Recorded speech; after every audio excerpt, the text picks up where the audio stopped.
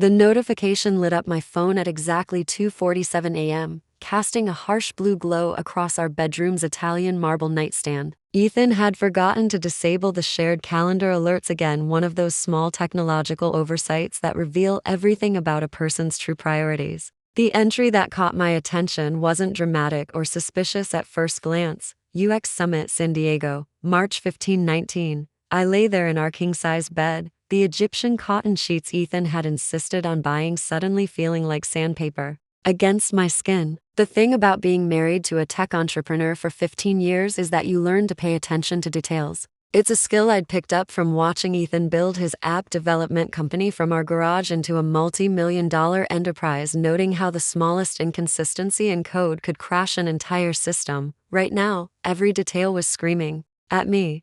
I hadn't questioned the San Diego trip when Ethan mentioned it last week. After all, our shared calendar was usually meticulous color-coded, cross-referenced, and synced across all our devices. But this entry felt different, wrong, like a line of code that didn't belong. Before we jump back in, tell us where you're tuning in from, and if this story touches you, make sure you're subscribed because tomorrow I've saved something extra special for you. Sliding out of bed, my bare feet silent against the hardwood floors. We'd imported from Brazil during last year's renovation. I padded to Ethan's home office. Everything in our house was carefully chosen, a showcase of his success. The smart home system that controlled everything from temperature to window blinds hummed quietly in the background, recognizing my presence and adjusting the lighting too. A soft amber glow. The MacBook Pro on his desk, the one he claimed was for household management but really used for monitoring his investments, opened to reveal our shared travel account. My fingers trembled slightly as I navigated to the recent bookings section. There it was, Turks and Caicos, not San Diego. March 15th to 19th,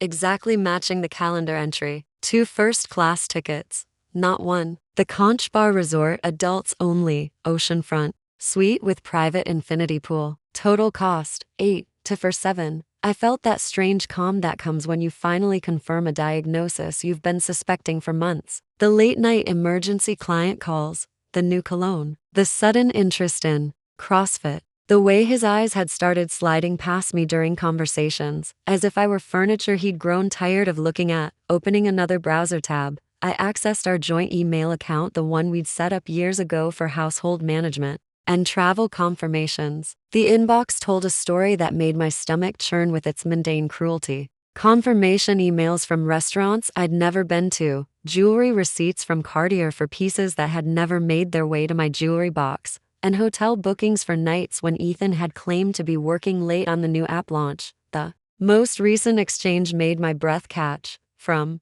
reservations at conchbarresort.com to ethan.dawson@dawsontech.com. Subject: romantic getaway confirmation. Dear Mr. Dawson, thank you for choosing Conch Bar Resort for your romantic escape. Your Ocean Villa suite has been confirmed for March 15th to 19th, with all requested amenities: couples massage, private beach dinner, and champagne service. We look forward to welcoming you and Miss Lynn to paradise.ms. Lynn, not Miss Dawson, the pharmaceutical sales representative who'd been handling our company's new wellness app partnerships. Tasha Lynn, 26, blonde, and apparently very impressed by married entrepreneurs who could afford 5-star resorts. I scrolled through more emails, my legal training from another lifetime kicking in as I began mentally cataloging evidence. Flight confirmations, resort itineraries, intimate messages with timestamps that corresponded perfectly to nights I'd fallen asleep alone, believing my husband was buried in code reviews and investor presentations. The digital clock in the corner of the screen read 3:33 a.m. In roughly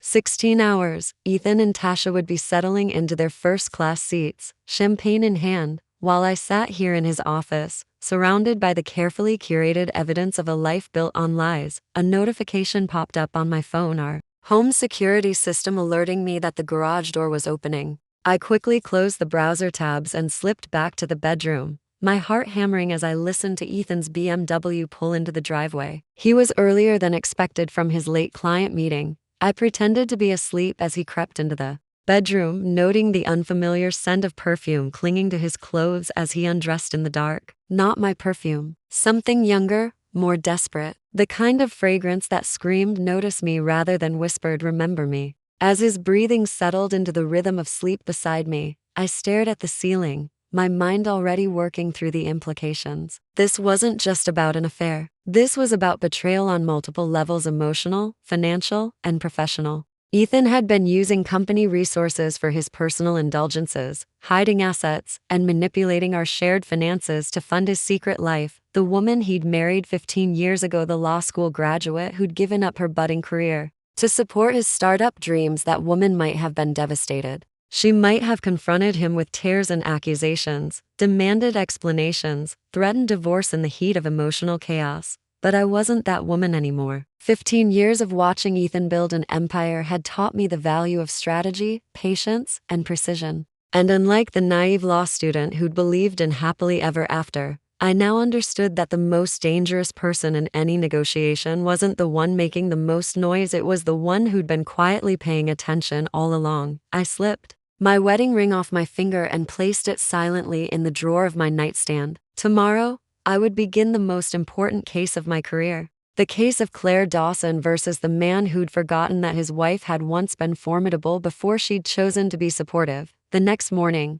I watched Ethan pack for his UX summit with the same calm attention I'd once reserved for closing arguments. He moved through our bedroom with the casual confidence of someone who believed he'd covered all his bases, checking his phone with the satisfied smile of a man anticipating paradise. "You seem excited about San Diego," I said, stirring my coffee with deliberate nonchalance. "It's going to be intensive," he replied, not quite meeting my eyes. 4 days of workshops, networking events, probably won't have much time to call, of course. "You should focus on work." He kissed my forehead, a gesture so perfunctory it felt like a business transaction, and wheeled his suitcase toward the door. "I'll miss you." "I'm sure you will," I said, meaning something entirely different than he understood. After his car disappeared down our tree-lined street, I walked to the home office that had once been my sanctuary when I was studying for the bar exam. Hidden behind boxes of Sophie's childhood artwork and old tax returns, I found what I was looking for: my law degree, still in its original frame, and the bar certification I'd maintained out of habit rather than intention. Claire Dawson, Juris Doctor.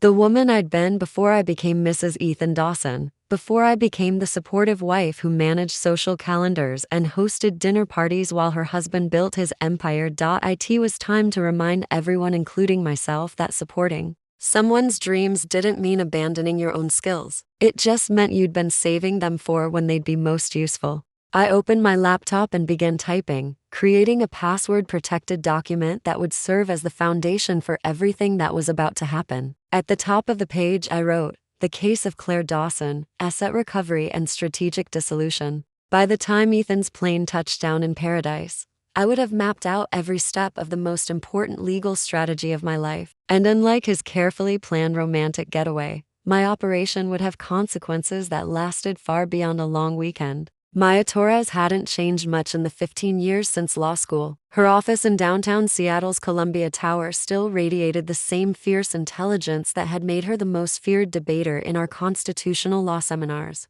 If anything, success had only sharpened her edges. The corner office overlooking Elliott Bay, the wall of legal victories, the way her assistant had looked at me with something approaching reverence when I'd mentioned Maya's name, it all spoke to a woman who'd never compromised her ambitions for anyone. "Claire fucking Dawson," she said, rising from behind her mahogany desk with a grin that was equal parts warmth and predatory satisfaction. "I was wondering when you'd finally come see me." "You knew I would?" "Honey, I've been watching your husband's company from a distance for years." Ethan Dawson's success story always felt a little too clean, a little too perfect. Men like him don't usually sustain that level of achievement without cutting corners somewhere. She gestured to the leather chairs arranged near the floor-to-ceiling windows. "Plus, you disappeared so completely after graduation that I figured you were either blissfully happy or storing up enough quiet rage to level a city block." I settled into the chair, my hand steady despite the magnitude of what I was about to set in motion. "I found out about the affair 3 days ago." "Affair?" Maya's eyebrows shot up. "Singular? Oh, sweetie, we need wine for this conversation." She pressed a button on her desk intercom. "Jessica, cancel my PM and have someone bring up a bottle of the Brunello. The good one." She turned back to me with the focused intensity I remembered from our study groups. "Start from the beginning, and don't leave out any details. no matter how small they seem. I told her everything. The calendar discrepancy, the hotel reservations, the months of suspicious transactions I'd been subconsciously cataloging. Maya listened with the stillness of a predator waiting for the perfect moment to strike, occasionally making notes on a legal pad that I couldn't see. Tasha Lynn, she said when I finished. 26. Pharmaceutical sales. Access to company accounts through the Wellness App partnership. How long has she been working with your husband? About 8 months. She started as a consultant on the new health tracking features, then became a more permanent fixture at company events, and Ethan has been hiding expenses for how long? I can trace suspicious transactions back at least 6 months. Maybe longer if I dig deeper. Maya leaned back in her chair, her expression shifting from sympathetic friend to calculating attorney. Claire, I need you to understand something. What you're describing isn't just adultery, it's potential embezzlement, misappropriation of company funds, and possibly tax fraud. If we do this right,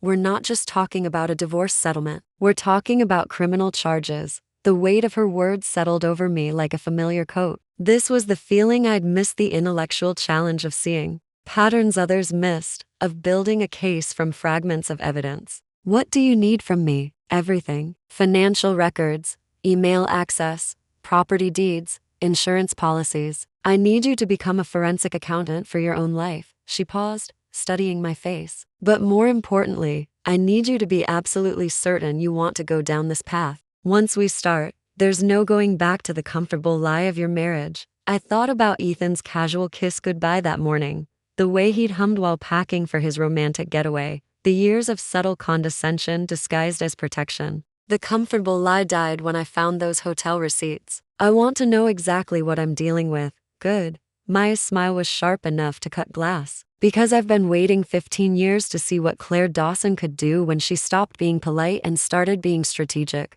We spent the next 3 hours mapping out a preliminary strategy. Maya explained the process of asset freezing, temporary restraining orders, and the complex dance of divorce proceedings when significant assets were involved. But what excited her most was the potential for criminal charges. The thing about white-collar crime, she said, pulling up case files on her computer, is that it's often discovered by spouses who have intimate access to financial records. Prosecutors love these cases because the evidence is usually comprehensive and the defendants are often overconfident. Overconfident? Men like Ethan assume that everyone around them is less intelligent than they are. It's how they justify their behavior. If you were smart enough to catch them, you would have already done it. She turned the screen toward me, showing a news article about a tech executive who'd been sentenced to federal prison for similar charges. They never expect the devoted wife to be the one who brings down their empire. As the afternoon wore on, Maya outlined the key principles of our strategy: document everything, maintain normal behavior, and never let Ethan know that we suspected anything beyond the affair.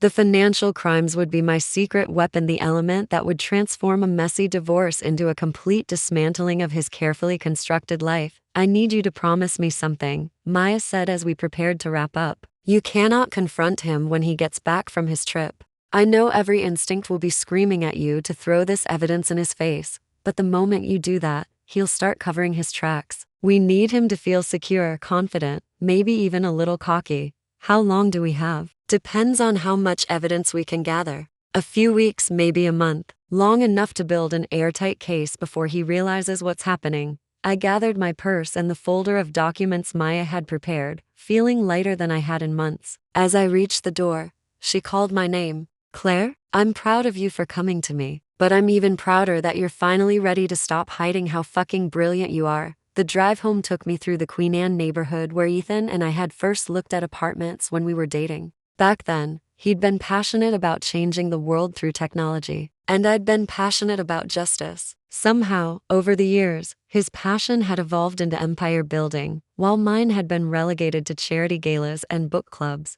Not anymore. I pulled into our driveway and sat in the car for a moment, looking at the house that had become a showcase for Ethan's success rather than a home for our family. Every architectural detail, every expensive modification, every piece of art, it all served to announce to the world that Ethan Dawson had made it. But houses, like marriages, could be divided, and assets, like trust, could be frozen. I found Sophie in the kitchen, working on homework while eating directly from a bag of chips, a habit that would have horrified Ethan but that I'd always found endearing. My 16-year-old daughter looked up with the kind of tired smile that suggested she'd been waiting for me to get home. "How was your day?" I asked, settling into the chair beside her. "Dad called. He made it to San Diego safely." She paused, studying my face with the uncomfortable perceptiveness of teenagers. "Are you okay? You seem different today."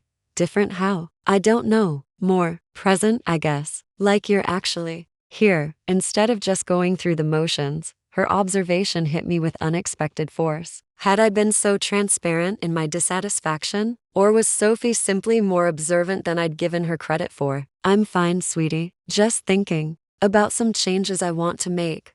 "What kind of changes?" I looked at my daughter, really looked at her, and saw not just Ethan's stubborn chin and my own dark eyes, but a young woman who was already more authentic than I'd been in years. Sophie deserved a mother who was more than just a supporting character in someone else's story. "I'm thinking about going back to work," I said, testing the words out loud for the first time. "Really? Doing what?" "Legal work. I used to be a lawyer, you know, before I married your father." Sophie's face lit up with genuine interest. "I didn't know that. Why did you stop?" "I thought I was making a choice for our family. But maybe I was just making a choice to be smaller than I actually am." She reached over and squeezed my hand, her touch grounding me in the reality of what I was about to undertake. Whatever happened with Ethan, whatever legal battles lay ahead, Sophie would be watching, learning from my example about how women handle betrayal, about whether they fight back or simply endure. "I think you should do it," she said quietly. "You've been sad for a long time, Mom. Maybe it's time to be angry instead."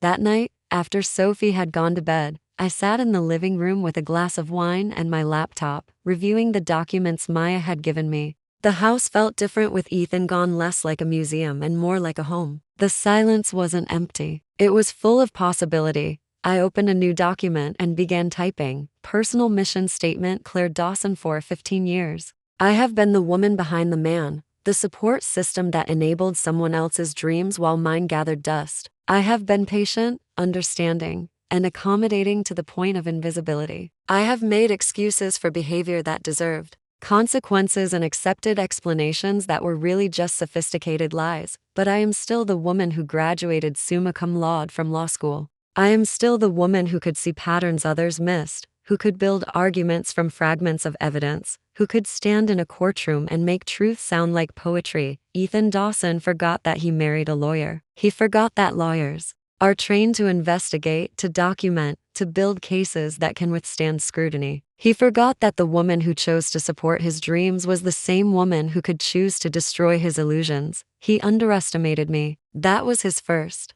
mistake. It will also be his last. I saved the document and closed the laptop, feeling more like myself than I had in years. Tomorrow, I would begin the careful work of documenting a life built on deception. I would gather evidence, build alliances, and prepare for the kind of legal battle that would redefine not just my marriage, but my entire identity. Maya was right once we started down this path. There would be no going back to the comfortable lie. But comfortable lies, I was learning, were just another form of prison. And I was ready to be free. The beauty of being married to a control freak is that everything is documented. Ethan's obsession with tracking expenses, monitoring investments, and maintaining detailed records of every financial transaction had created a paper trail that would have made any forensic accountant weep with joy. I spent the first morning after his departure in his home office, methodically photographing every document in his filing system: bank statements, investment portfolios,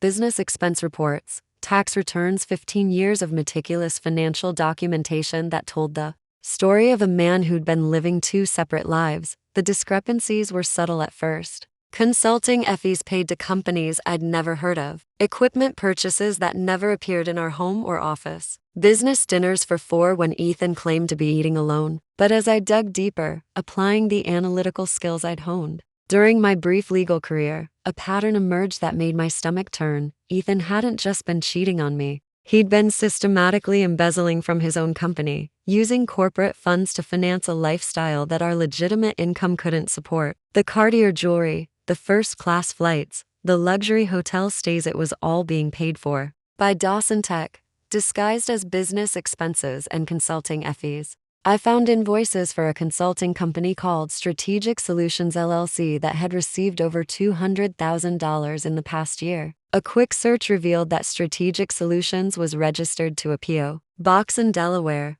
with Tasha Lynn listed as the primary contact. She wasn't just his mistress, she was his accomplice in what appeared to be an elaborate fraud scheme. The coffee cup in my hand trembled as I read through their email correspondence, archived in a folder labeled Project Venus. The code names were almost laughably transparent. Phase 1 referred to establishing the shell company. Phase 2 involved expanding the scope of fake consulting contracts. Phase 3 was apparently the plan to siphon enough money to fund Ethan's exit strategy from both the company and our marriage. E to T. Phase 2 complete. Transferred another $15,000 to the account. Should be enough to cover the Cayman Islands property deposit. T to E. Perfect. Can't wait to see our new home. Just a few more months of playing the game. E to T. Claire suspects nothing. She's too focused on her charity work to pay attention to the business side. Our new home. The Cayman Islands. They weren't just planning a vacation, they were planning a new life together, funded by money stolen from the company Ethan had built.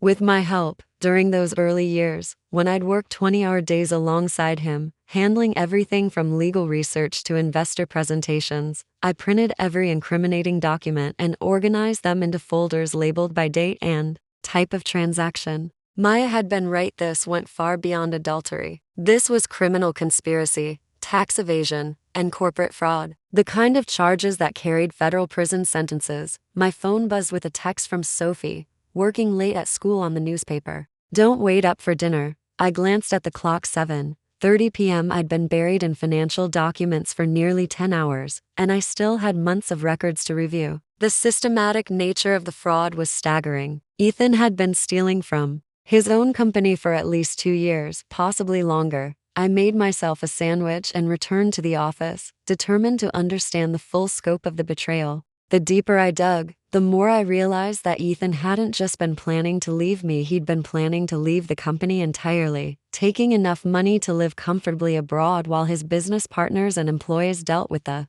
financial aftermath. The front door opened around p.m., and I quickly minimized the windows on the computer screen, replacing them with an innocent-looking Pinterest board about kitchen renovations. Mom? Sophie's voice echoed through the house. In the office, sweetheart? She appeared in the doorway, her backpack slung over one shoulder and a concerned expression on her face. You've been in here all day. Are you okay? Just catching up on some household financial stuff. Your father always handles this, but I thought I should understand it better. Sophie moved closer, studying the papers scattered across the desk. Is everything okay with Dad's business? The question was casual, but something in her tone made me look up sharply. Why do you ask? I don't know. He's been weird lately, secretive, and he's been getting a lot of calls from people who sound stressed when I answer the phone. She settled into the chair across from me, unconsciously mirroring my posture. Plus, some of his stories don't add up. What kind of stories?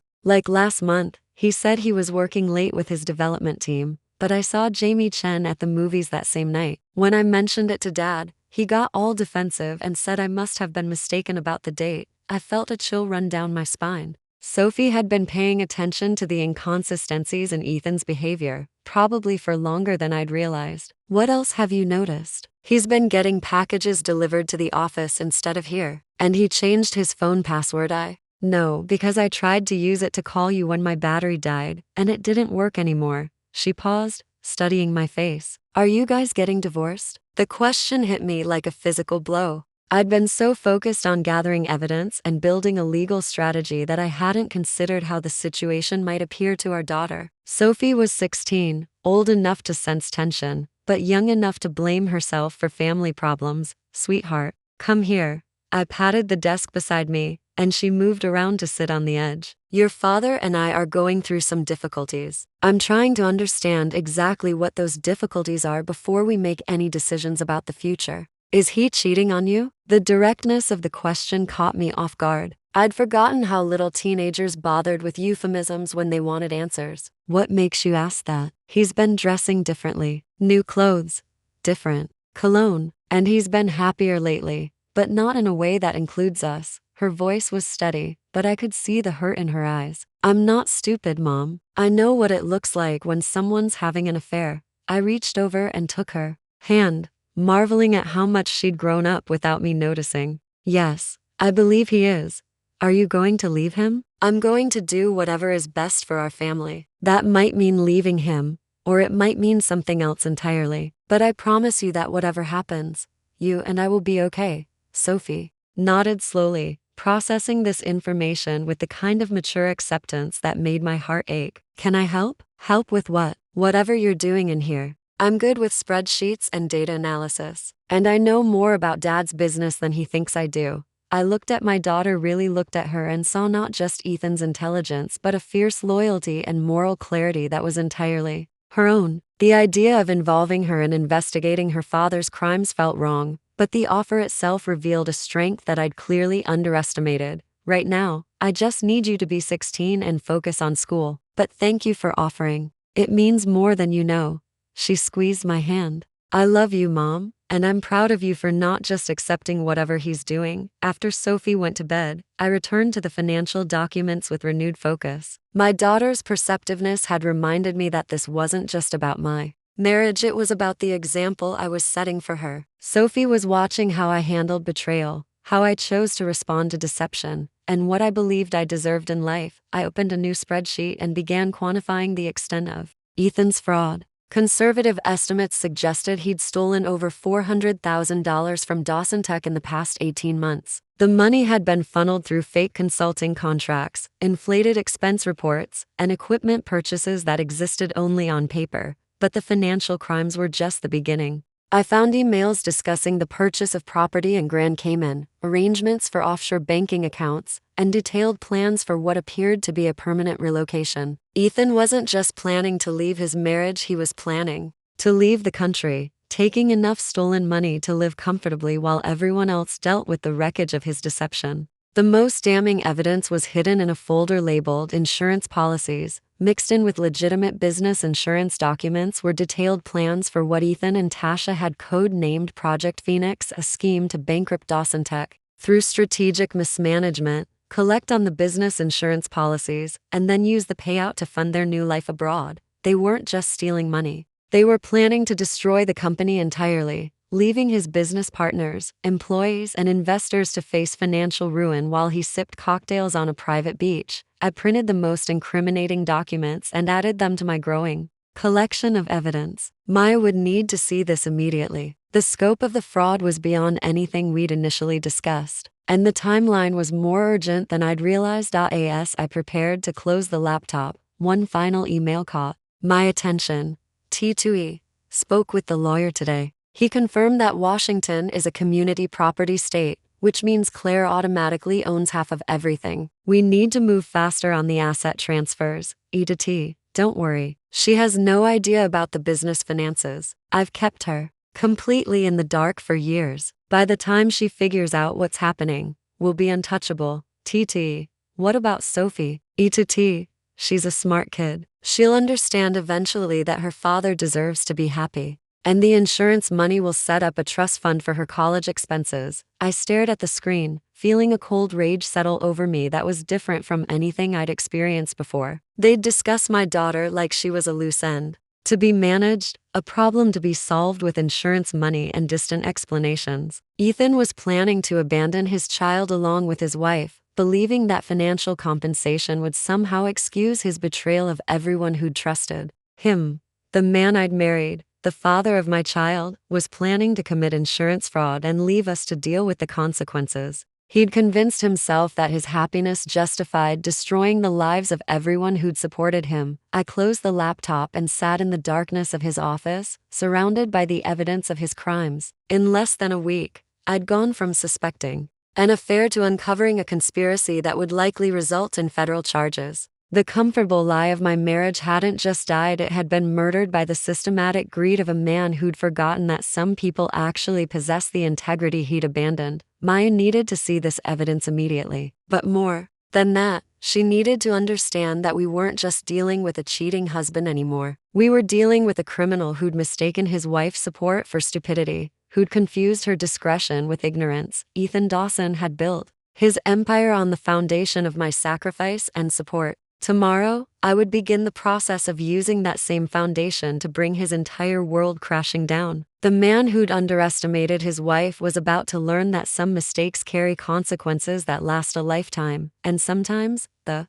most dangerous person in the room is the one who's been quietly taking notes all along. Aunt Delilah's house had always been a sanctuary of controlled chaos. Unlike my pristine showcase home with its carefully curated aesthetic, Dell's Queen Anne cottage embraced the beautiful mess of a life fully lived. Books stacked on every surface, art supplies scattered across tables, and plants hanging from every available hook created an atmosphere that felt more like a literary salon than a retirement home. I found her in the back garden, attacking a patch of invasive blackberry with the same fierce determination she'd once brought to her therapy practice. At 72, Delilah Chen remained a force of nature, 5 feet of concentrated wisdom wrapped in a paint-splattered gardening apron. Claire Elizabeth Dawson, she said without looking up from her pruning shears. I was wondering when you'd finally show up on my doorstep looking like someone had died. No one's died, Dell, sweetie. Something's died. The question is whether it's your marriage, your illusions, or just your patience. She straightened, studying my face with the clinical assessment that had made her one of Seattle's most sought-after therapists before her retirement. Judging by that particular combination of rage and calculation in your eyes, I'm guessing it's all three. I settled onto the weathered wooden bench beside her raised beds, breathing in the scent of lavender and rosemary. Ethan's having an affair. But it's more complicated than that. It always is. Dell sat beside me, her dirt-stained hands folding neatly in her lap. Tell me everything. And don't you dare edit yourself to spare my delicate sensibilities. So I told her everything. The calendar discrepancy, the hotel receipts, the systematic embezzlement, the elaborate fraud scheme. Dell listened with the same focused attention she'd once given to her patients, occasionally asking clarifying questions, but never interrupting the flow of my narrative. When I finished, she was quiet for a long moment, her dark eyes fixed on the garden where butterflies danced among the early spring blooms. Your mother would be proud, she said finally. My mother would be horrified. She believed in making marriages work no matter what. Your mother believed in making herself smaller to accommodate other people's egos. There's a difference. Dell turned to face me fully. I watched her shrink herself for your father until there was barely anything left of the brilliant woman I'd grown up with. I swore I'd never let you make the same mistake. I've been making the same mistake for 15 years. No. You've been gathering intelligence for 15 years. There's a difference between surrendering and preparing. She reached over and took my hand, her weathered fingers surprisingly strong. The question is, what are you going to do with all that preparation? I thought about Maya's legal strategy, about the evidence accumulating in manila folders, about the careful documentation of Ethan's crimes. I'm going to destroy him. Good. But not for revenge, that's too small. Do it for justice. Do it for Sophie. Do it for every woman who's been told she's too emotional to understand business or too naive to handle the truth. Dell's voice carried the authority of someone who'd spent decades helping people find their strength. Do it because the world needs to see what happens when someone underestimates Claire Dawson. I'm scared, I admitted. Not of him, but of what I might become if I let myself be as ruthless as he's been. Ruthless isn't the same as heartless. You can be strategic without being cruel, calculated without being cold. She stood and pulled me toward her greenhouse, where tomato seedlings were reaching toward the filtered sunlight. Look at these plants. They look delicate, don't they? But they'll push through concrete if they have to. That's not ruthlessness, that's survival. That's growth. We spent the next hour walking through her garden while Dell shared stories from her therapy practice, carefully anonymized tales of clients who'd found their strength after betrayal, who'd rebuilt their lives stronger than before. Her words weren't just comfort. They were strategy disguised as wisdom. The key, she said, as we settled back on the bench with cups of her legendary ginger tea, is to remember that you're not just fighting for yourself. You're fighting for the version of yourself that you abandoned when you decided to be supportive instead of powerful. I don't know if I remember how to be powerful. Then it's time to relearn. But first, you need to stop thinking of this as a dissolution and start thinking of it as a restoration. You're not ending your marriage, you're beginning your life. As the afternoon sun slanted through the garden, Dell helped me work through the practical aspects of my situation. She'd maintained friendships with judges, prosecutors, and journalists from her years of expert witness testimony in high-profile cases. More importantly, she understood the psychology of men like Ethan, intelligent narcissists who believed their success justified their behavior. "He's counting on you to be reasonable," she said, refilling our teacups. "Reasonable women negotiate. Reasonable women compromise. Reasonable women accept explanations and second chances." Her smile was sharp as her pruning shears. "But you're not feeling particularly reasonable these days, are you?" "Not even slightly." "Excellent. Reasonable women get half of what they deserve. Unreasonable women get justice." By the time I left Dell's house, I felt fundamentally changed. Not just stronger, but clearer about what I was fighting for. This wasn't about punishing Ethan for his betrayal, it was about refusing to let his crimes go unpunished. It was about showing Sophie that women didn't have to accept deception quietly. It was about proving to myself that I could be formidable when the situation demanded it. I drove home through the familiar streets of our neighborhood, seeing it differently now. These weren't just the roads of my comfortable suburban life, they were the territory I was about to defend. Every perfectly manicured lawn, every expensive car in every driveway, every facade of upper-middle-class contentment suddenly seemed fragile, temporary. Ethan's empire was built on the same foundation as our neighborhood, careful appearances hiding ugly truths. But unlike our neighbors, I was done pretending that beautiful surfaces meant anything when the foundation was rotten. That evening, I activated power of attorney on our household accounts. It was a simple process. I'd been listed as co-signatory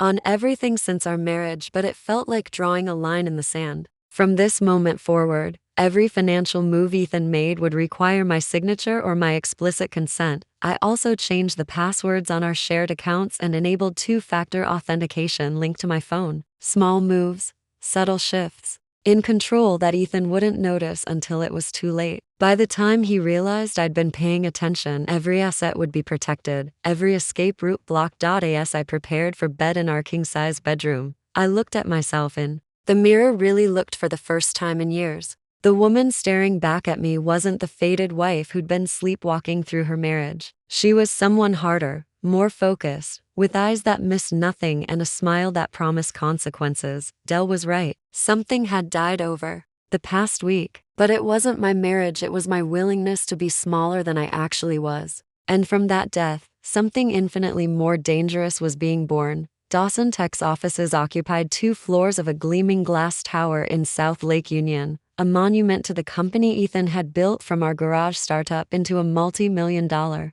enterprise. Walking through the lobby with its soaring ceilings and industrial aesthetic, I felt like an anthropologist studying the artifacts of a civilization I'd helped create but never truly understood. Mrs. Dawson, Sarah, the receptionist, greeted me with genuine warmth. "What brings you by today?" "I need to pick up some documents from Ethan's office. He asked me to bring them to his accountant while he's traveling." The lie rolled off my tongue with surprising ease, another skill I was apparently rediscovering. "Of course. You know where everything is." Ethan's corner office reflected his aesthetic perfectly. Minimalist furniture, awards displayed with calculated casualness, and floor-to-ceiling windows that offered a commanding view of Elliott Bay. I'd helped him choose the furniture when they'd first moved into this space. Back when I still believed we were building something together. The filing cabinets were locked, but I'd brought his spare keys, the same ones I'd used countless times to retrieve documents for tax preparation or insurance claims. Ethan's obsessive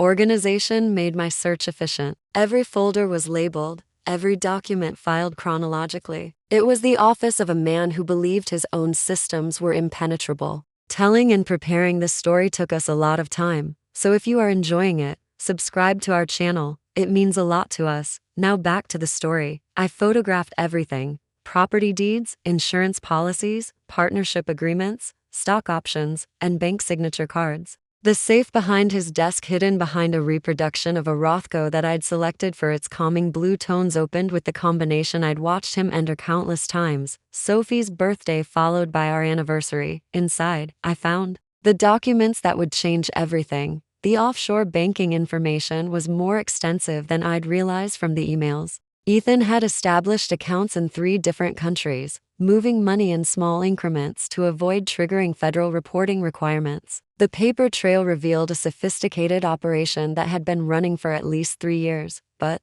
the most damning evidence was a folder marked Exit Strategy. It contained detailed plans for liquidating company assets, transferring intellectual property, and dissolving partnerships in a way that would leave his business partners responsible for the company's debts while he walked away with the valuable technology they'd developed together. Mark Sullivan, Ethan's business partner since the early days, would be devastated. The man who'd trusted Ethan with his retirement savings and his daughter's college fund had no idea he was being systematically betrayed. "Claire," I spun around to find Mark standing in the doorway, his expression shifting from surprise to concern as he noticed the open safe and scattered documents. "Mark, I didn't expect anyone to be here on Saturday, catching up on some coding. Old habits." He stepped into the office, his eyes taking in the scene. "Everything okay?" For a moment, I considered deflecting, making excuses, playing the role of the supportive wife handling routine business. But looking at Mark, this decent man who'd been Ethan's friend and partner for 8 years, I realized that some secrets were too heavy to carry alone.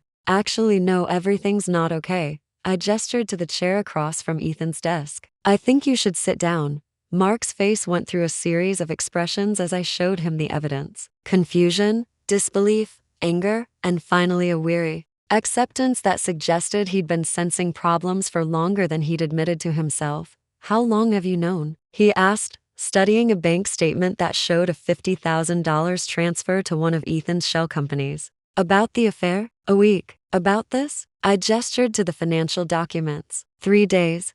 "Jesus, Claire, this is federal prison territory." "I know. My attorney is putting together a comprehensive case." Mark was quiet for a long moment, his programmer's mind working through the implications. "The Innovate Seattle conference proposal he submitted last month, the one requesting a $200,000 sponsorship budget. I questioned some of the line items, but he said you'd approved." "The marketing strategy. I've never seen any conference proposal." "And the new server farm he's been pushing for. $500,000 in capital investment for equipment that I couldn't verify actually existed." Mark's voice was growing harder. "How much do you think he's stolen?" "Conservative estimate? At least $600,000. Possibly more." Mark stood and walked to the window, his hands shoved deep in his pockets. When he turned back, his expression was grim but resolved. "What do you need from me?" "Right now, nothing. But when this goes public, the company is going to need leadership that hasn't been compromised. The employees, the clients, the investors, they're going to need someone they can trust. And Ethan? Ethan is going to need a very good criminal defense attorney." Mark helped me photograph the remaining documents and access digital files that required administrative privileges. His betrayal ran deeper than personal hurt. As the company's technical director, he could see exactly how Ethan had manipulated their systems to hide the fraud. "The ironic thing," Mark said as we finished documenting the evidence, "is that the company's actually doing well. We didn't need this money he was stealing. The legitimate profits from our contracts would have made us all comfortable for life. It was never about need. It was about control, and about impressing his girlfriend with how much money he could throw around." As we prepared to leave, Mark paused at the door. "Claire, I need you to know some of us suspected Ethan was having an affair, but we had no idea about any of this financial stuff. If we had, I know. Ethan was very good at compartmentalizing his deceptions. When you're ready to move forward with whatever you're planning, I want to help. Not just for the company, but because what he's done to you and Sophie is unconscionable." Driving home with a car full of evidence, I felt the weight of what I'd uncovered settling over me like a heavy coat. This wasn't just about my marriage anymore. Ethan's crimes had tentacles that reached into the lives of employees who trusted him, investors who'd believed in his vision, and clients who depended on the company's stability. The scope of the betrayal was overwhelming, but it also clarified my mission. Maya had been right about the importance of building a comprehensive case. We weren't just seeking justice for adultery, we were preventing a financial crime that would have destroyed dozens of lives. That evening, I organized the new evidence into careful categories and updated my documentation. The file was becoming a prosecutor's dream: clear motive, comprehensive evidence, and a defendant who'd left a trail of digital breadcrumbs leading directly to his crimes. But more than that, I was building a case for the life I wanted to reclaim. Every document I photographed, every transaction I traced, every lie I unraveled, brought me closer to the woman I'd been before. I'd decided to be supportive instead of strong. Sophie found me in the office around midnight, surrounded by printouts and highlighted bank statements. "Mom, you look like you're preparing for war." "I am," I said without looking up. "But it's a war that should have been fought a long time ago. Are you going to win?" I looked at my daughter, this remarkable young woman who'd been watching and learning from my choices for 16 years, and felt a certainty settle over me that was deeper than confidence. "Sweetheart, your father made a fundamental error in judgment. He forgot that he married someone who's very good at solving complex problems." I gestured to the carefully organized evidence surrounding us. "And this is exactly the kind of problem I was trained to solve." Sophie smiled, and for the first time in years, I saw pride in her eyes when she looked at me. "I can't wait to see what you do next." Neither could I. Detective Nora Banks had the kind of presence that made even innocent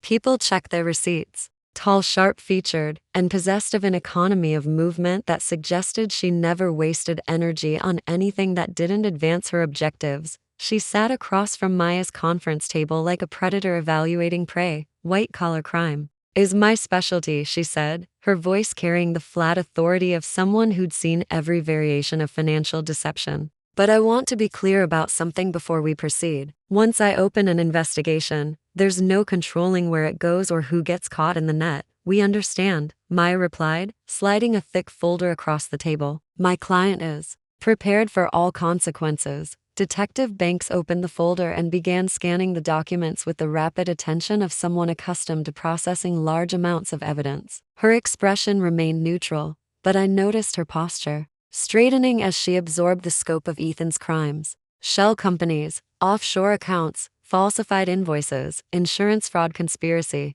She looked up at me with something that might have been respect. "Mrs. Dawson, this is federal prosecutor territory. Are you certain you want to go down this path?" "Detective Banks, my husband has been systematically stealing from his company while planning to abandon his family for a new life in the Caribbean. He's involving our 16-year-old daughter in his deception and treating my marriage like a business arrangement he can dissolve when it no longer serves his interests." I kept my voice level, professional. "I'm not seeking revenge. I'm seeking justice."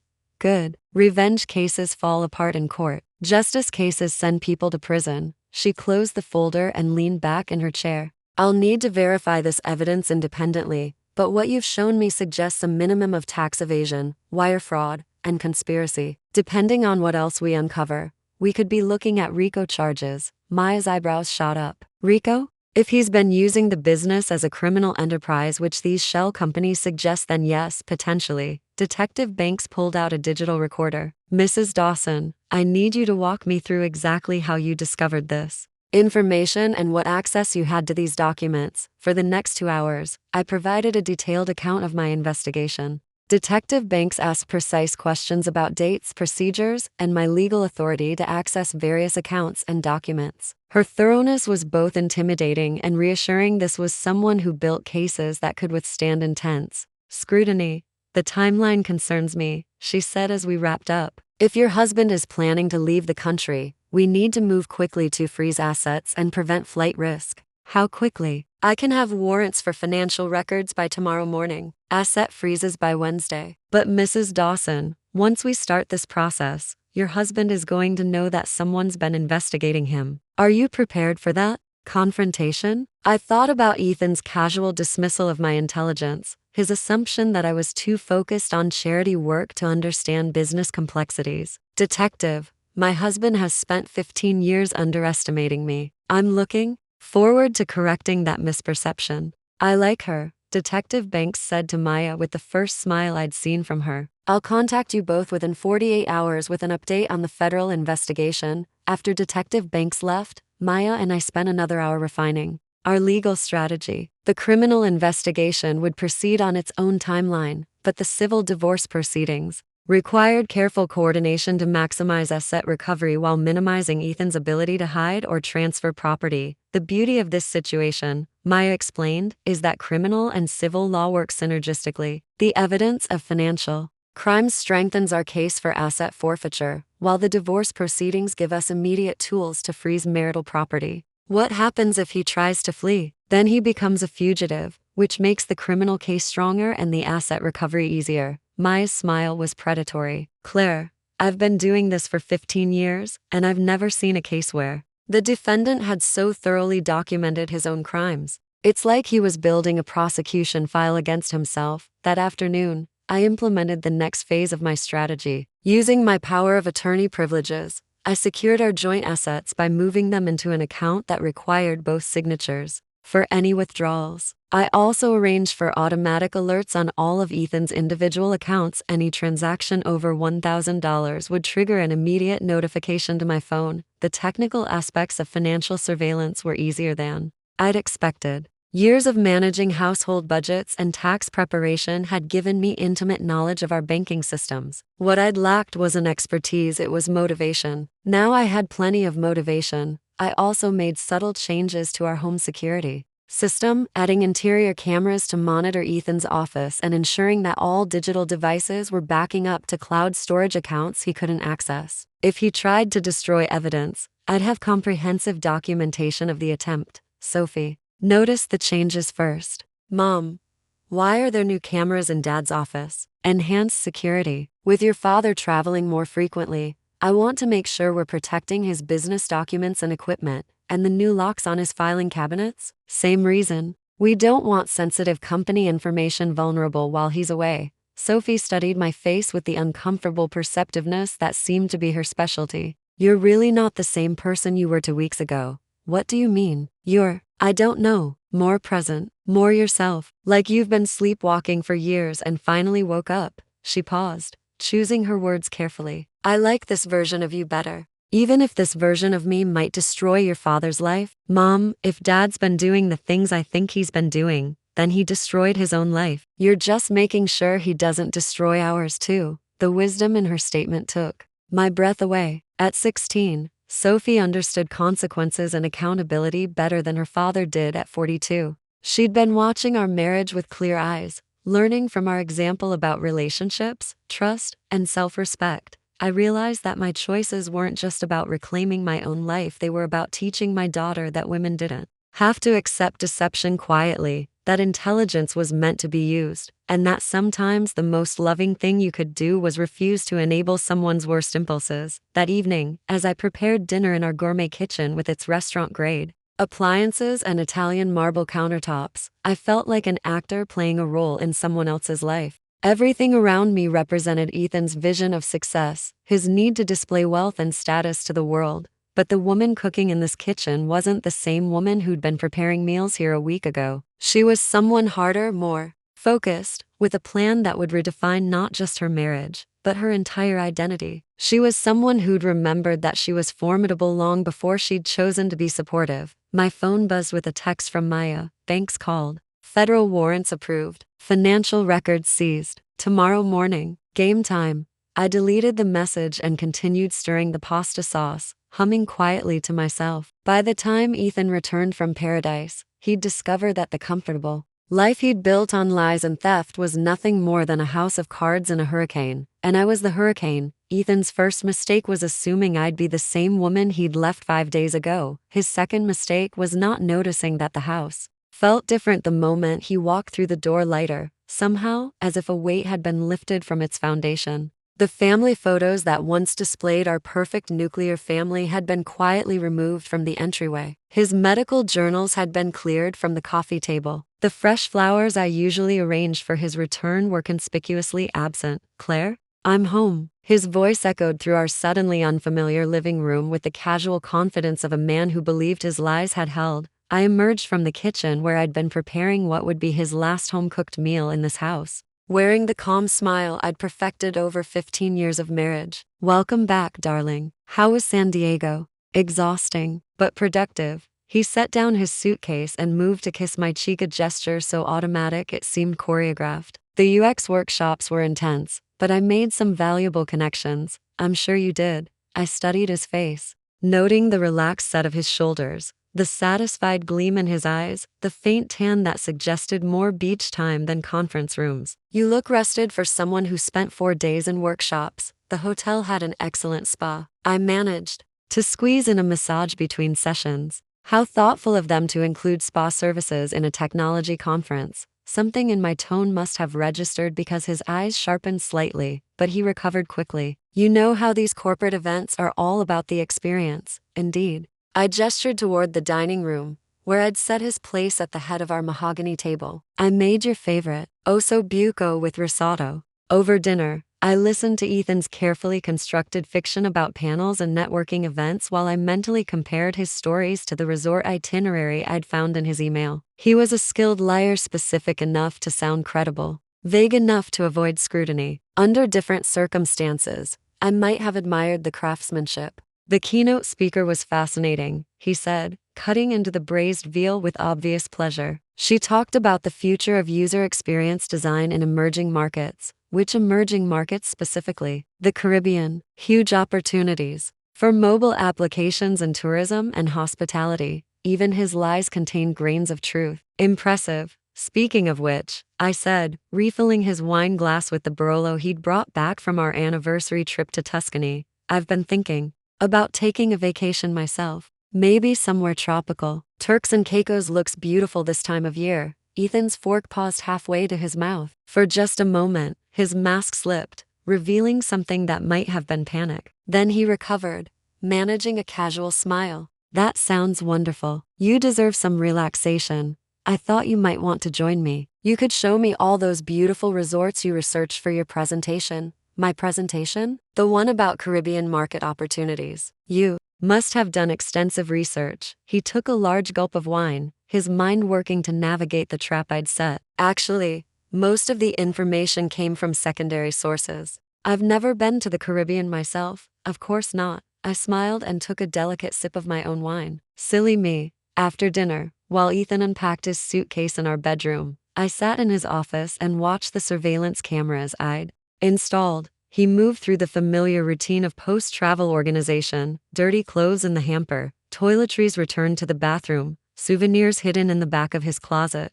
The souvenirs were particularly interesting. A hand-carved wooden dolphin, the kind sold in resort gift shops. A small bottle of sand with Turks and Caicos etched in flowing script. A woman's bracelet. That definitely wasn't my style. Too young, too flashy, too obviously expensive. Evidence that he'd never intended to hide, because he'd never imagined I'd look for it. My phone buzzed with a text from Maya. Everything in position. For tomorrow, Banks will be in touch by 9 a.m. I deleted the message and continued watching my husband's unsuspecting movements on the security monitor. Tomorrow, his carefully constructed world would begin its collapse. Tonight, I wanted to memorize his confidence, his casual assumption that he'd successfully deceived me. It would be the last night he'd ever underestimate Claire Dawson. Around midnight, as Ethan settled into sleep with the satisfied exhaustion of a man who'd enjoyed 5 days of paradise, I slipped out of bed and returned to his office. One final review of the evidence, one last check of the financial monitoring systems I'd put in place. Detective Banks had been thorough.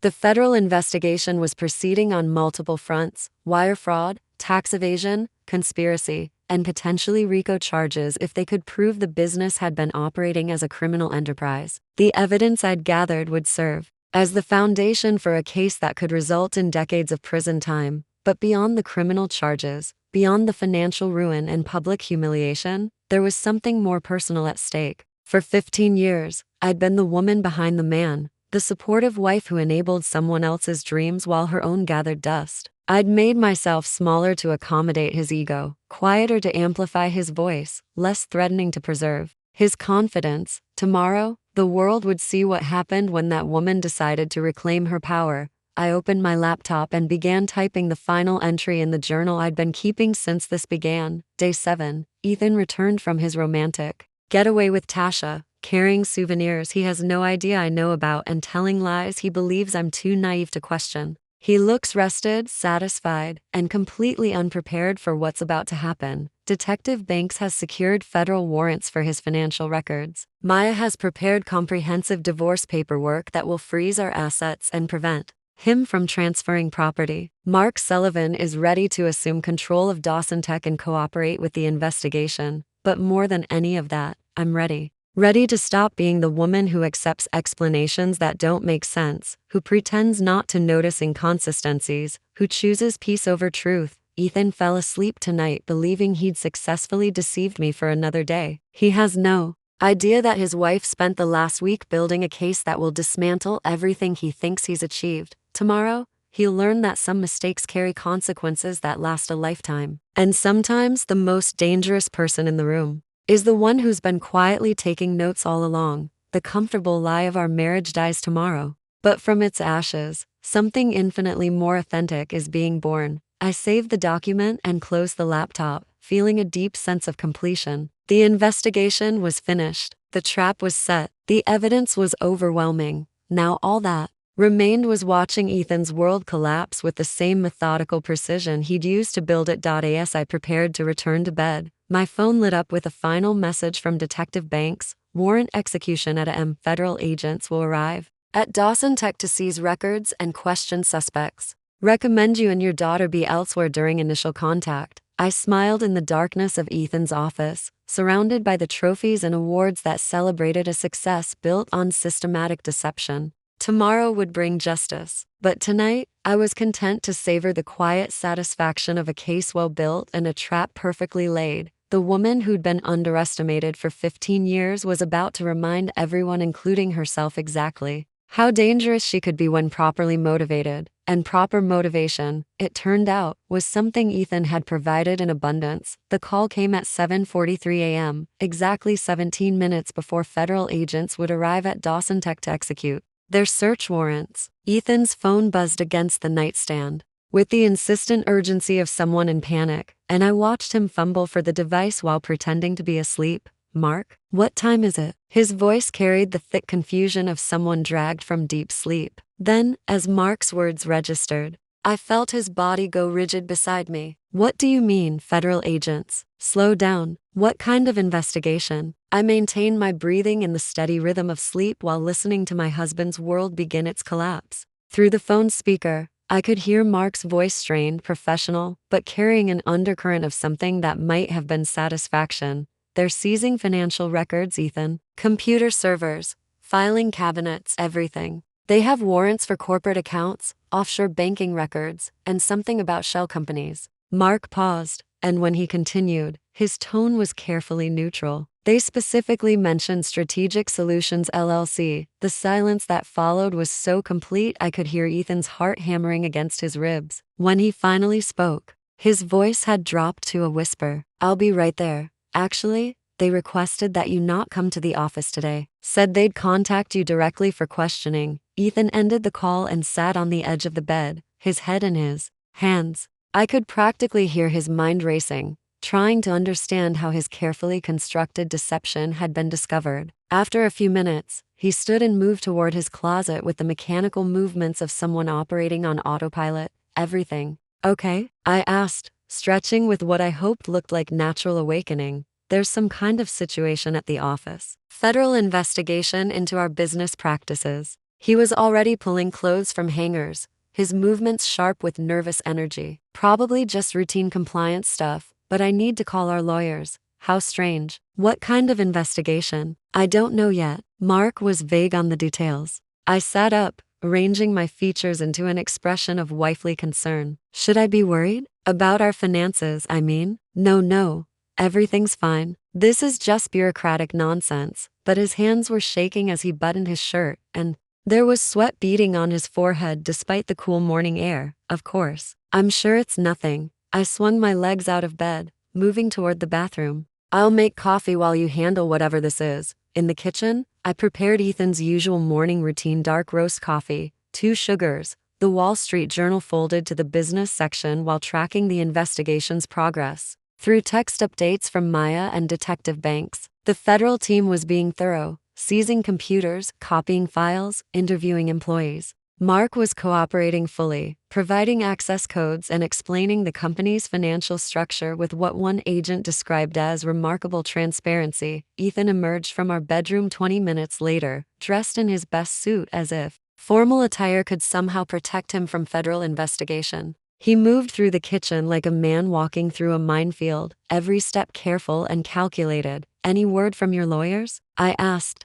handing him his coffee. "I left messages. It's early still." He took a sip and winced, as if even his morning ritual tasted wrong. "Claire, if reporters call or anyone asks questions about the business, don't say anything. Refer them to our legal team, of course." "But why would reporters be interested in a routine compliance investigation?" He stared at me for a long moment, and I could see him trying to gauge exactly how much I knew. "They probably won't be. I'm just being cautious." My phone buzzed with a text from Detective Banks, Tasha Lynn taken into custody for questioning. Singing like a canary, I deleted the message and smiled at my husband. "I'm sure everything will work out fine." The next few hours unfolded with the inexorable precision of a controlled demolition. Ethan spent the morning pacing between his home office and the living room, making increasingly frantic phone calls to lawyers, accountants, and business associates. I could hear fragments of conversation through the thin walls, denials, explanations, desperate attempts to control a narrative that was already beyond his influence. Around noon, Detective Banks called my cell phone. "Mrs. Dawson, we've arrested Miss Lynn for conspiracy and wire fraud. She's been very cooperative about providing details of the financial scheme." There was professional satisfaction in her voice. "She's also provided information about offshore accounts we hadn't previously identified." "I see. Your husband's going to be contacted for questioning within the hour. I wanted to give you advance warning." "Thank you. Should I expect media attention?" "Probably. Tech executive arrested for embezzlement usually makes the local news. I'd recommend you and your daughter stay somewhere else for a few days." I thought about Sophie, currently at school and blissfully unaware that her father's crimes were about to become public knowledge. "We'll be fine, Mrs. Dawson. For what it's worth, I've worked hundreds of these cases." "What you did, the documentation, the investigation, the courage to come forward, it's extraordinary. Most spouses either enable the behavior or turn a blind eye. Most spouses aren't lawyers." "Detective? No, they're not." I found Ethan in his office, staring at his computer screen with the blank expression of someone whose world had just shifted on its axis. Legal documents were scattered across his desk: contracts, partnership agreements, and what looked like hastily drafted asset transfer forms. "Any luck reaching your lawyers?" I asked from the doorway. "They're recommending I retain criminal counsel." His voice was flat, matter of fact. "Apparently this investigation is more serious than I initially understood." "Criminal counsel?" "Ethan, what exactly has been going on with the business?" He turned to look at me, and for the first time in our marriage, I saw genuine fear in his eyes. Not the controlled concern of a man managing a difficult situation, but the raw terror of someone who'd finally realized the consequences of his choices. "Claire, I need you to know that whatever happens, I never meant for any of this to affect you and Sophie." "Any of what?" "The business arrangements. Some of the financial strategies I've been using might be questionable from a legal standpoint." I stepped into the office and closed the door behind me. "What kind of questionable strategies?" "Nothing that hurt anyone. Just creative accounting, maximizing tax advantages, exploring offshore opportunities." "And Tasha Lynn's involvement in these strategies?" The question hit him like a physical blow. His face went pale, and I watched him realize that his carefully compartmentalized deceptions were colliding in ways he'd never anticipated. "How do you know about Tasha?" "She was arrested this morning for conspiracy and wire fraud. Apparently she's been very forthcoming about your business relationship." Ethan's composure cracked like ice under pressure. He slumped forward in his chair, his hands covering his face. "Jesus Christ. This is a nightmare. Ethan, I need to ask you something, and I need you to tell me the truth." I sat down across from his desk, my voice gentle but implacable. "Have you been having an affair with Tasha Lynn?" The silence stretched between us like a chasm. When he finally looked up, his eyes were red-rimmed and desperate. "Claire, I can explain. Have you been having an affair?" "Yes." The admission hung in the air between us, simple and devastating. After weeks of investigation, evidence gathering, and strategic planning, hearing him finally speak the truth felt almost anticlimactic. "How long?" 6 months, maybe 7. "And the business relationship?" She helped me set up some consulting arrangements. Nothing illegal, just advantageous.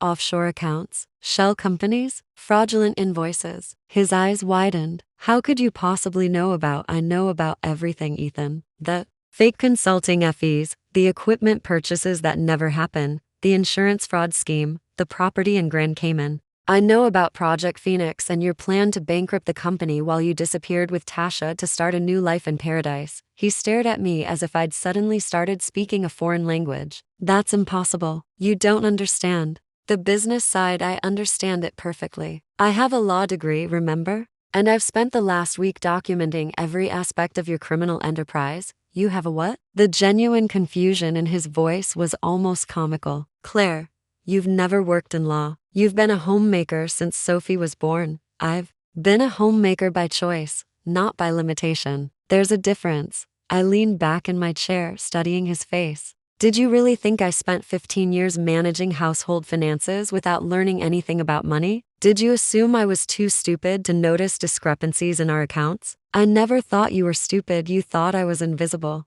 You thought I was so focused on charity lunches and book clubs that I wouldn't pay attention to bank statements or credit card bills. You confused my support for ignorance and my discretion for blindness. The front doorbell rang, followed by heavy knocking. Through the office window, I could see unmarked sedans lining our usually quiet street and men in dark suits approaching our front door. Mr. Dawson, federal agents. We have a warrant for your arrest. Ethan's face went ashen. Claire, what did you do? I did what any reasonable person would do when they discovered their spouse was committing federal crimes. I reported it to the authorities. You turned me in? I turned in a criminal who happened to be my husband. There's a difference. He stood on unsteady legs, his hands shaking as he tried to process the magnitude of his situation. The company, our assets, Sophie's college fund will all be protected through proper legal channels. Sophie and I will be fine.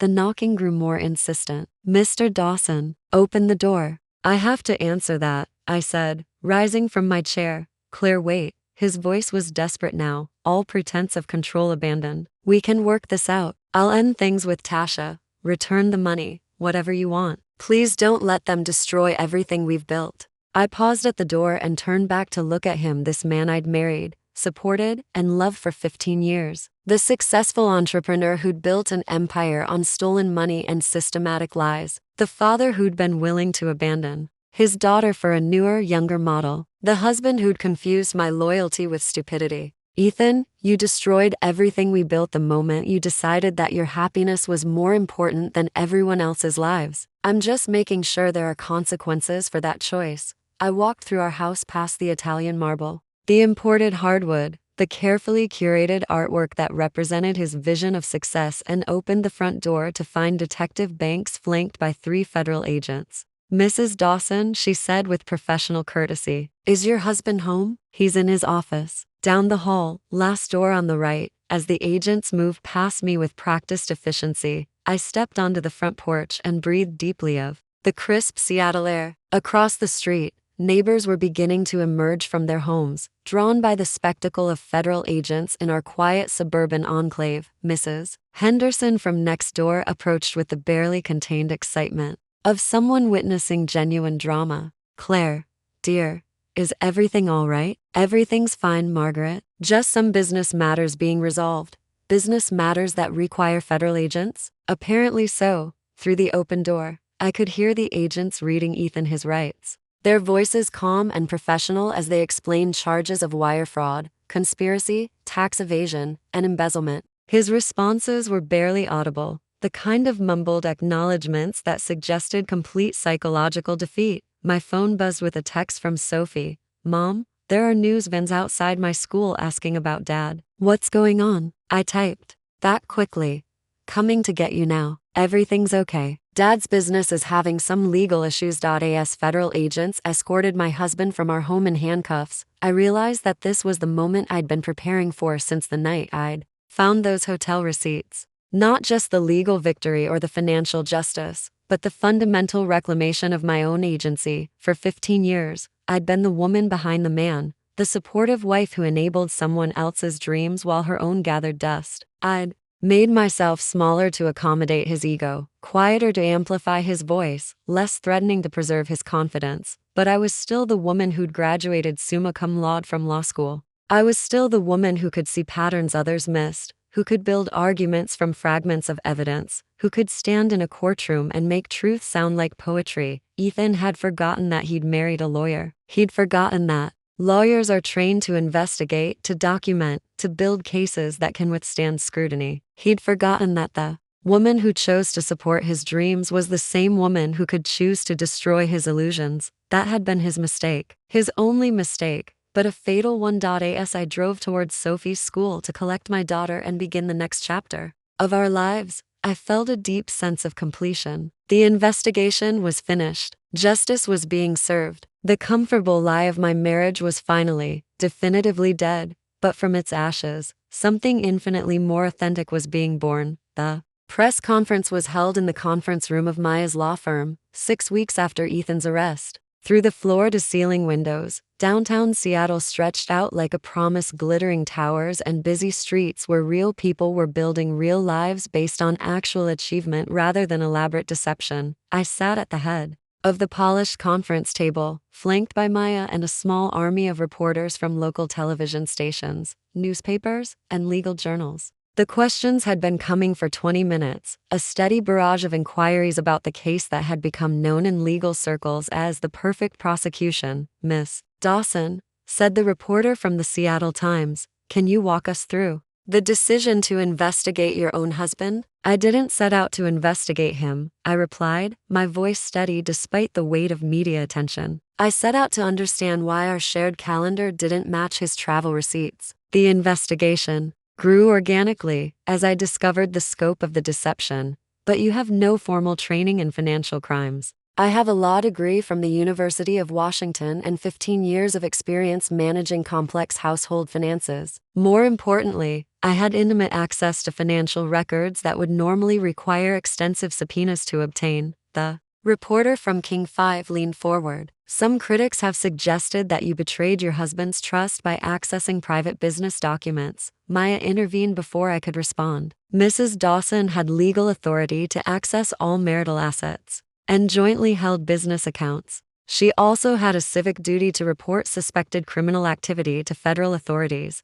But didn't you consider the impact on your daughter? On the employees who lost their jobs when Dawson Tech filed for bankruptcy? This question hit closer to home, touching on the sleepless nights I'd spent worrying about collateral damage from Ethan's crimes. Dawson Tech filed for bankruptcy because my husband had stolen over $800,000 from the company, not because of the investigation that exposed the theft. The employees lost their jobs because of his criminal behavior, not because of my decision to report it. I paused, gathering my thoughts. As for my daughter, I believe I taught her a valuable lesson about accountability and consequences. Sophie learned that when someone commits crimes, even someone you love, there have to be repercussions. She learned that women don't have to accept deception quietly, and that intelligence is meant to be used, not hidden. What's next for you professionally? This was the question I'd been waiting for. The reason I'd agreed to this media circus despite my natural inclination toward privacy. I'm announcing the launch of the Justice Foundation, a nonprofit organization that provides legal support and resources to women navigating financial crimes committed by intimate partners. I gestured to the presentation boards Maya's assistants had arranged around the room, displaying statistics about domestic financial abuse and the legal challenges faced by victims. Too many women discover that their spouses have been hiding assets, committing fraud, or using shared resources to fund secret lives. These women often lack the legal knowledge or financial resources to protect themselves and their children. How will the foundation operate? We'll provide free legal consultations, forensic accounting services, and investigative support to women who suspect their partners of financial crimes. We'll also offer educational workshops on financial literacy and legal rights within marriage. The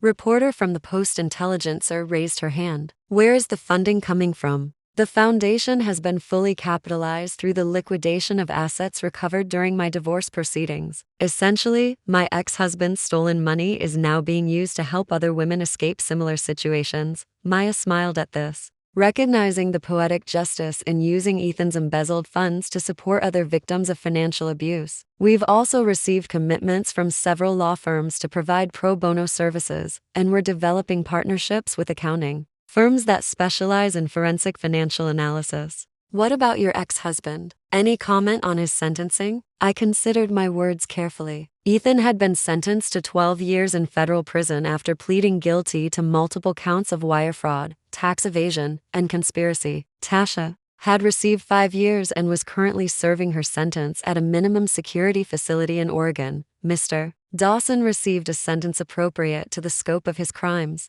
I hope he uses his time in prison to develop the kind of accountability and empathy that might have prevented this situation. Do you have any regrets about how you handled the investigation? My only regret is that I didn't trust my instincts sooner. I ignored red flags for months because I wanted to believe the best about someone I loved. If I'd acted on my suspicions earlier, fewer people would have been hurt by his crimes. After the reporters left, Maya and I sat in her office reviewing the media coverage on her laptop. The story was being picked up by national outlets, framed as both a cautionary tale about white-collar crime and an inspiring example of a woman reclaiming her power. You're going to be famous, Maya said, scrolling through the online comments. Listen to this. Claire Dawson is my hero. Every woman should learn how to investigate their own finances. Fame isn't the goal. Justice is. Sometimes they're the same thing. I walked to the window and looked down at the busy street below, where people were going about their daily lives, with the assumption that the systems they trusted, marriage, business partnerships, legal institutions, were based on honesty and mutual respect. Most of the time, that assumption was correct. But when it wasn't, people needed to know they had recourse. Maya, I want to ask you something. When we were in law school, did you ever imagine I'd end up here, building a legal case that sent a white-collar criminal to federal prison? Absolutely. You were always the best at seeing patterns others missed. She joined me at the window. Living as a suburban housewife who pretended not to notice financial irregularities. Never in a million years. I got lost for a while. You got strategic. There's a difference. Maya's expression grew serious. Claire, what you did required extraordinary patience and self-control. Most people would have confronted Ethan the moment they found evidence of the affair. You built a federal case instead. I had good motivation. You had good training. And you remembered how to use it when it mattered most. That evening, I drove home to the new apartment Sophie and I had rented in Capitol Hill. It was smaller than our suburban showcase, but it felt more like home than any place I'd lived in years. The walls were covered with Sophie's artwork and my law books, and the kitchen table where we did homework together was scarred with years of use rather than polished to magazine perfection. Sophie was waiting with Chinese takeout and a bottle of champagne she'd somehow convinced my neighbors to buy for her. To Mom, she said, raising her glass of sparkling cider, for showing the world what happens when you underestimate a woman who's been paying attention. To us, I corrected, for surviving the destruction of our old life and building something better. We ate dinner while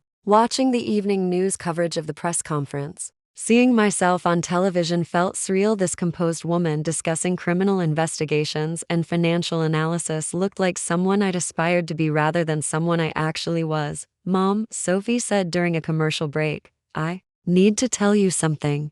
What's that? I'm proud of you, not just for what you did to Dad, but for who you became while you were doing it. She paused, choosing her words carefully. I spent years watching you get smaller and smaller, like you were disappearing into the background of your own life. I was starting to think that's what women were supposed to do, support other people's dreams and forget about their own. And now I know that's bullshit. I know that intelligence is meant to be used, that women don't have to accept lies to keep the peace, and that sometimes the most loving thing you can do is refuse to enable someone's worst impulses. Her words echoed the lessons I'd been learning myself over the past few months. The woman I'd become during this crisis wasn't a departure from who I'd been before marriage. She was a return to my authentic self, strengthened by experience and sharpened by necessity. Sophie, I want you to understand something. What happened with your father wasn't about revenge or punishment. It was about consequences and accountability. When someone commits crimes, there have to be repercussions, even if you love them. I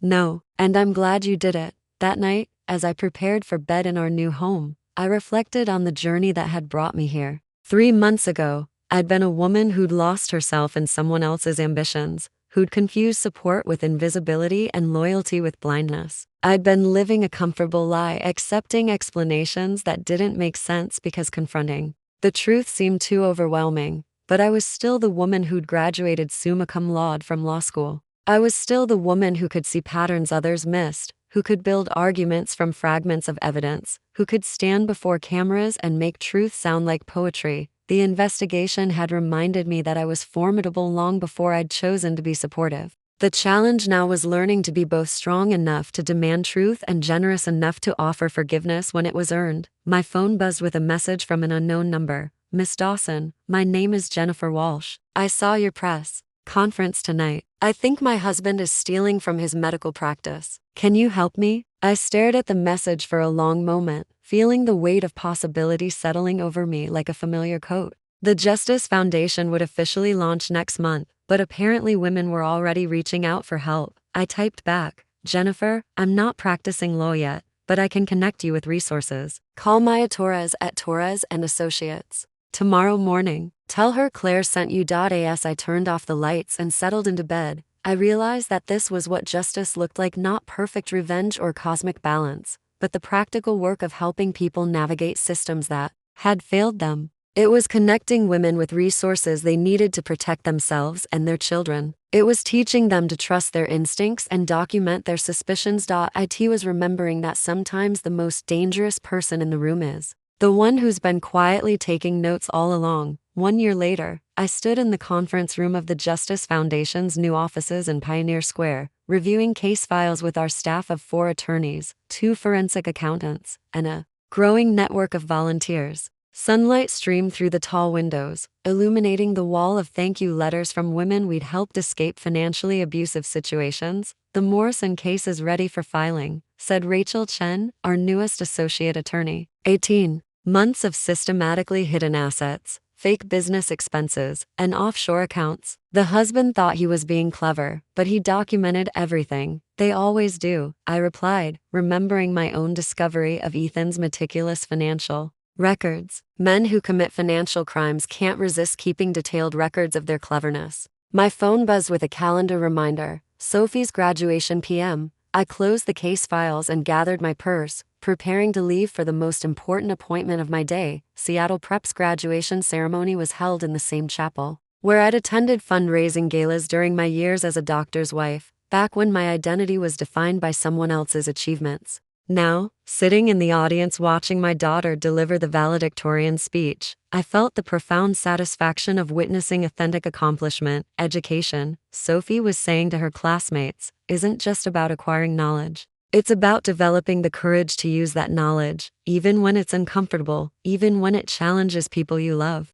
Her eyes found mine in the audience, and I saw recognition of the lessons we'd learned together over the past year. Sophie had watched me rediscover my professional identity, build a nonprofit from liquidated embezzlement funds, and help dozens of women escape financially abusive marriages. More importantly, she'd learned that women didn't have to choose between being supportive and being strong. After the ceremony, we celebrated at a small restaurant in Pike Place Market, just Sophie, Aunt Delilah, Maya, and me. The conversation flowed easily between discussion of Sophie's plans for Harvard in the fall and updates on our recent legal victories. The Patterson case settled yesterday, Maya reported. $2.3 million in recovered assets, plus criminal charges for her ex-husband. She's using part of the settlement to fund a scholarship for women returning to law school. And the Johnson investigation? Federal authorities raided his practice this morning. Turns out he'd been billing Medicare for procedures he never performed. Dell raised her glass of wine. Another one bites the dust.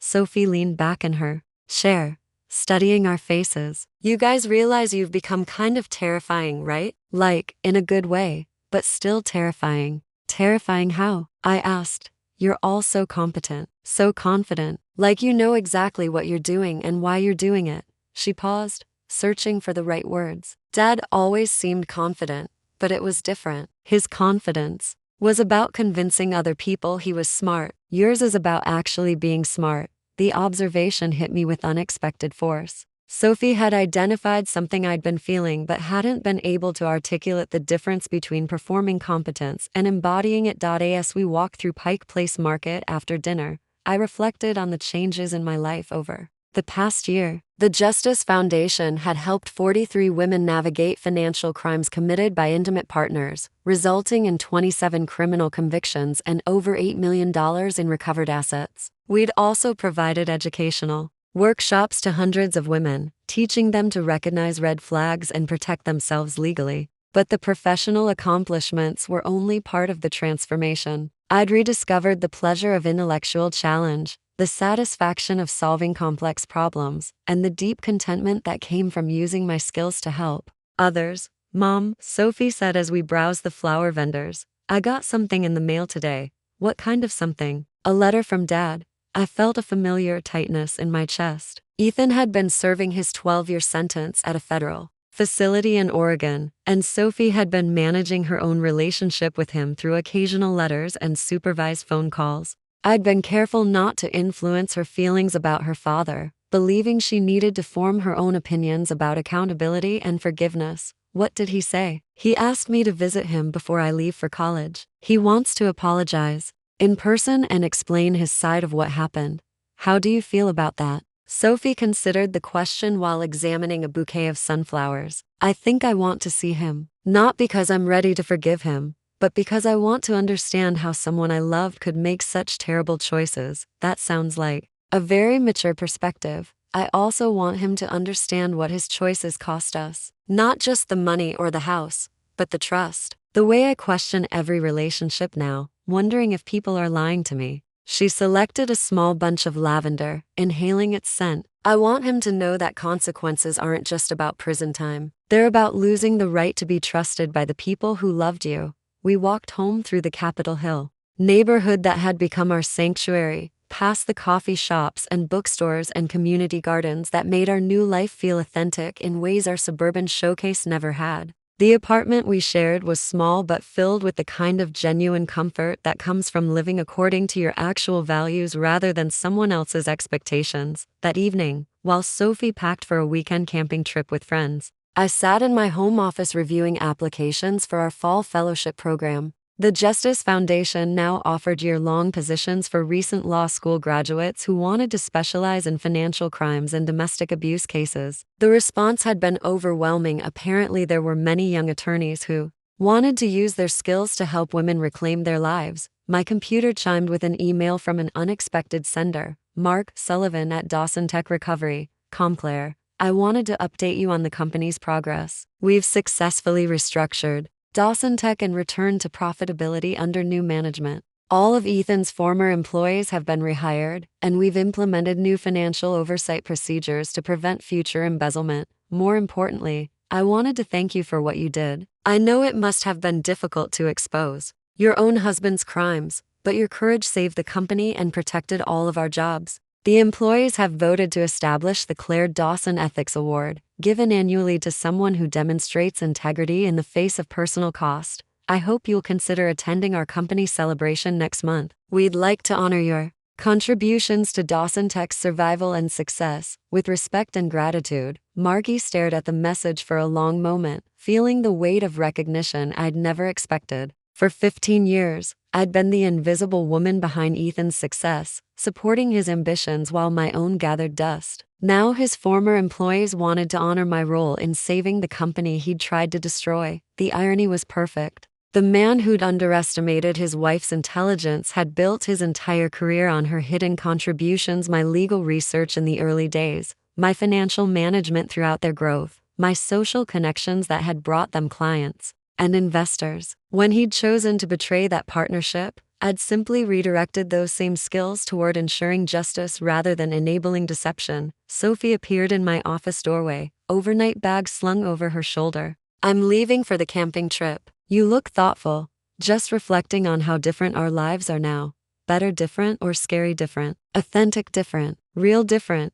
I gestured to the fellowship applications scattered across my desk. A year ago, I was planning charity galas and pretending not to notice that our credit card statements didn't make sense. Now I'm running a nonprofit that helps women escape financial abuse. Which version of you is happier? This version doesn't question her own instincts anymore. This version trusts herself to solve complex problems and make difficult decisions. This version remembers that she was formidable long before she chose to be supportive. Sophie kissed my forehead with the casual affection that had become easier since we'd started living as authentic versions of ourselves. I'm proud of you, Mom, not just for what you did, but for who you remembered you could be. After she left, I opened a bottle of wine and settled onto our small balcony overlooking the city. The lights of downtown Seattle twinkled in the distance, and I could hear the sounds of our neighborhood conversations from nearby apartments, music from street performers, the general hum of people living their real lives. My phone rang. Maya's name appeared on the screen. Working late on a Saturday? I answered. Always. But I wanted to tell you about a case that just came in. Tech executive in Portland, systematic embezzlement, offshore accounts, the whole package. Sound familiar? How did they find us? The wife read about your case online. She's been documenting suspicious transactions for 6 months, building a file that would make any prosecutor weep with joy. Another woman who's been quietly taking notes? Apparently we're starting a movement. After ending the call, I remained on the balcony, thinking about the women who'd contacted the Justice Foundation over the past year. Teachers and nurses and accountants who'd discovered their husbands were stealing from employers or hiding assets. Professional women who'd been told they were too emotional to understand business while their spouses systematically betrayed their trust. Each case was different in its details but identical in its fundamental pattern. Men who'd confused their wives' support for ignorance, their discretion for blindness, their love for stupidity. Men who'd forgotten that the women they'd married had been intelligent long before they'd chosen to be supportive. As I prepared for bed in our small apartment with its second-hand furniture and walls covered with Sophie's achievements and my legal certifications, I felt a deep sense of completion. This wasn't the life I'd planned when I'd married Ethan 15 years ago, full of dreams about partnership and shared success. But it was a life built on truth rather than convenient illusions. Authenticity rather than careful appearances. The comfortable lie of my marriage had died the night I'd found those hotel receipts. But from its ashes, something infinitely more meaningful had been born. A woman who remembered her own power, a daughter who understood that integrity mattered more than comfort, and a foundation that would help other women reclaim their lives from men who'd underestimated them. I opened my laptop and began typing a new entry in the journal I'd maintained throughout this transformation. Day 365. It's been exactly 1 year since Ethan's arrest, and I'm finally beginning to understand what justice actually looks like. It's not perfect revenge or cosmic balance, it's the practical work of helping people navigate systems that have failed them. It's connecting women with resources they need to protect themselves and their children. It's teaching them to trust their instincts and document their suspicions. But most importantly, it's remembering that sometimes the most dangerous person in the room is the one who's been quietly taking notes all along. Ethan made a fundamental error in judgment when he confused my support for ignorance and my discretion for blindness. He forgot that he'd married a woman who was formidable long before she'd chosen to be supportive. He underestimated the intelligence he'd been benefiting from for 15 years. That was his mistake. His only mistake, but a fatal one. Tonight, as I sit in our small apartment that feels more like home than our suburban mansion ever did, I'm not thinking about revenge or punishment. I'm thinking about the 43 women we've helped this year, the criminal convictions we've secured, the millions of dollars in stolen assets we've recovered. I'm thinking about Sophie, who learned that women don't have to accept deception quietly, that intelligence is meant to be used, and that sometimes the most loving thing you can do is refuse to enable someone's worst impulses. I'm thinking about the fellowship applications on my desk from young attorneys who want to use their skills to help women reclaim their lives. About the scholarship fund established in my name. About the ethics award that will be given in honor of someone who chose integrity over comfort. Most of all, I'm thinking about transformation, not just the destruction of a marriage built on lies, but the construction of a life built on truth. The woman who discovered those hotel receipts a year ago has become someone I barely recognize, confident where she was once uncertain, direct where she was once accommodating, powerful where she was once invisible. Ethan believed he was the architect of our family's success, the visionary who'd built an empire through intelligence and determination. But empires built on stolen money and systematic lies aren't empires at all. They're elaborate illusions waiting for someone to notice that the foundation is rotten. I was that someone. I was the woman who'd been quietly taking notes, documenting inconsistencies, building a case that would withstand the kind of scrutiny Ethan's fraud could never survive. The comfortable lie of our marriage died the moment I chose truth over peace. But from its death, something infinitely more authentic was born, a woman who remembered her own power, a foundation that helps other women reclaim theirs, and a daughter who understands that integrity matters more than comfort. Tomorrow, I'll wake up in our small apartment and continue the work of helping women escape financially abusive marriages. I'll review case files, strategize with attorneys, and teach workshops on recognizing red flags in intimate relationships. It's not the life I planned when I married Ethan 15 years ago, full of dreams about partnership and shared success. But it's a life built on my actual values rather than someone else's expectations, sustained by my own achievements rather than reflected glory. It's a life where I don't have to pretend to be smaller than I am, quieter than I am, less threatening than I am. It's a life where intelligence is celebrated rather than hidden, where instincts are trusted rather than questioned, where women support each other rather than compete for male approval. Most importantly, it's a life where I remember every day that the most dangerous person isn't the one making the most noise, it's the one who's been quietly paying attention all along. Justice isn't a destination, it's a practice. And I plan to keep practicing for the rest of my life. I saved the document and closed the laptop, feeling the deep satisfaction that comes from completing something difficult and necessary. Through the window, the lights of Seattle stretched out like possibilities, and I could hear Sophie's key in the lock as she returned from her camping trip a day early. "Mom," she called. "I'm home, in here," I replied, and heard her footsteps approaching. She appeared in the doorway, with dirt under her fingernails and satisfaction in her eyes. The camping trip was amazing, but I missed our apartment. This place feels more like home than anywhere we've ever lived, even though it's smaller, especially because it's smaller. It's ours in a way the big house never was. She settled into the chair across from my desk. "Mom, I've been thinking about Dad's letter, and I want to write back and tell him I'll visit him before college. Not to forgive him, but to let him see who I've become since his arrest. I want him to understand that his choices didn't destroy us, they freed us to become who we were always meant to be." I looked at my remarkable daughter, who'd learned lessons about integrity and accountability that some adults never master, and felt a fierce pride that had nothing to do with reflected achievement and everything to do with watching someone I